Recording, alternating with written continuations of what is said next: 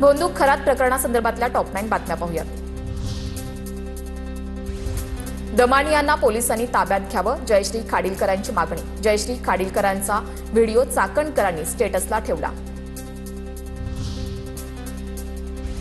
जेव्हा मी लढते तेव्हा माझ्याकडे माहिती येते, सगळी माहिती एसआयटीकडे दिली।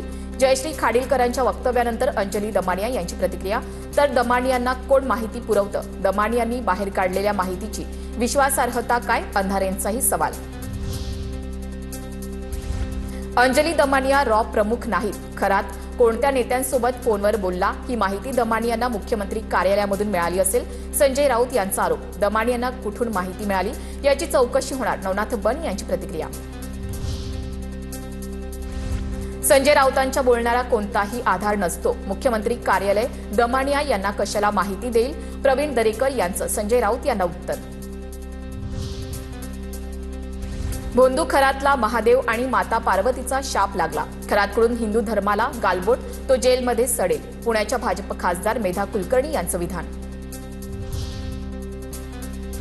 भोंदू खरात हवालाच्या माध्यमातून दुबई, ऑस्ट्रेलियासह 4 ते 5 देशात मनी लॉन्ड्रिंग करायचा। रोहित पवारांचा ट्विट करत आरोप। भ्रष्ट अधिकारी आणि नेत्यांचे हजारो कोटी पाठवल्याचाही दावा। खरात प्रकरणात एसआयटी मार्फत चौकशी सुरू। खरात प्रकरणात काही अधिकाऱ्यांचा समावेश असल्यास कारवाई करणार, मंत्री चंद्रशेखर बावनकुळे यांची प्रतिक्रिया।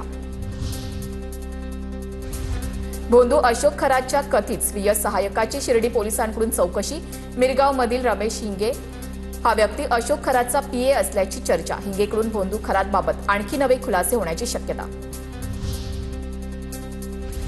भोंदू खरात नॉमिनी असलेल्या 132 बँक खात्यांचं प्रकरण। जगदंबा पतसंस्थेचे व्यवस्थापक अविनाश कांडेकरांची चौकशी।